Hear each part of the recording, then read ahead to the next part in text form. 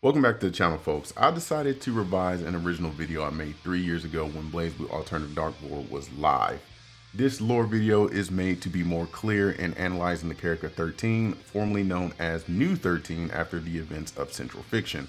In Japanese, 13 is pronounced Jusan, which some of you have heard, seen in text, or used in other parts of BB media.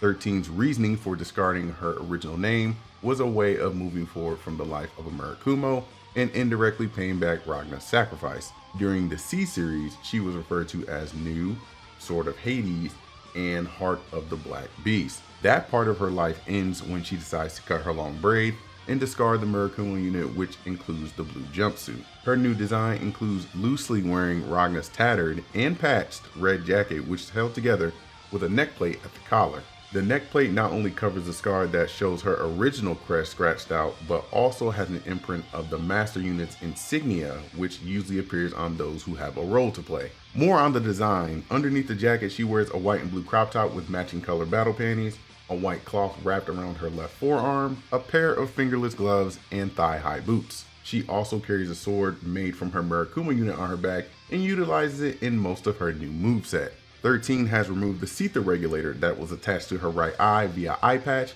with bandages. Now the Sitha regulator wasn't always on her right eye, as you can see in her Murakumo form here. The Sitha regulator will become 2 upon transformation and be on the back of her jumpsuit.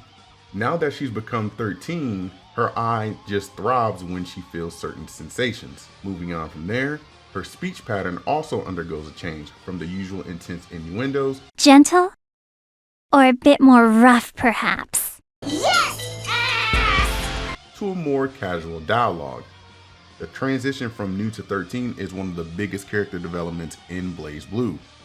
Though multiple characters will address her by the original name or prime field device, she has shown to hold back for the sake of her emotions. Remembering what she was or how she used to express herself brings back bad memories. When Ragna erases existence by resetting the world, 13 became mentally crippled for a set period of time.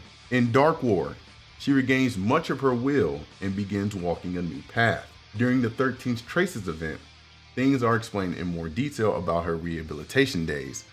In a small church away from the hierarchical cities, which is also seen in the Central Fiction ending, she remembers being taken care of by those who call themselves her sisters, Noelle and Lambda. They eventually bond to the point that she cares deeply about them and will become hostile to those who threaten them. She is also visited by a bird with heterochromia eyes. This bird is described as having pure white feathers accompanied with one red eye and one green eye. Though it's not mentioned what type of bird, I narrowed it down to one which would be the dove.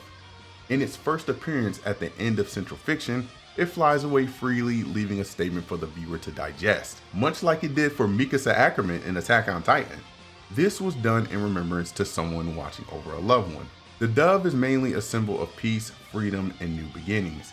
It should be noted that even though Noelle, Lambda, and 13 are pieces of Saya, 3 things were realized at this point in time. The first is that each sister is truly independent entities from the origin. Second, the sisters are free to craft their own futures. And third, Ragna is at peace with his family. As time moves forward, 13 shows more signs of getting accustomed to the new human life by enjoying Lambda's sweets, particularly the cookies she bakes, and believing Noelle to be the worst chef ever. Noelle's cooking causes PTSD and turmoil for their relationship, but they make up because they're family. 13 believes her new body is not reliable enough for fighting for long periods compared to her Murakumo unit, since it's taxing and causes her to pass out. There was a reason for the Sitha regulator, as it was part of why she could keep going. In her coat pocket, she keeps a watch that measures the time between when her body's forced to shut down and for how long. She's very fond of cats and various things that she has not experienced yet. As she was living in the church, she found out about religion but doesn't believe in a god. This falls mostly on something she cannot perceive.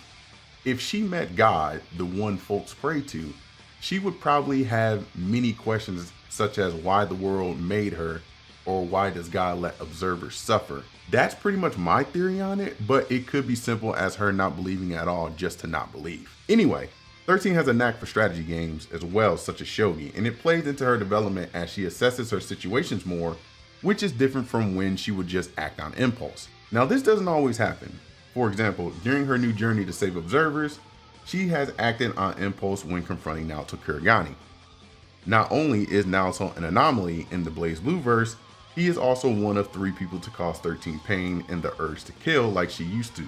Her urges resonating with Naoto's drive caused a fight to ensue, but ends in a stalemate. Nothing is pursued further at that point since she walks away to calm herself and Raquel tells Naoto to leave her be. When she comes face to face with Clavis Alucard, she acts on impulse again by summoning Noxictor's Gigant, Takamikazuchi.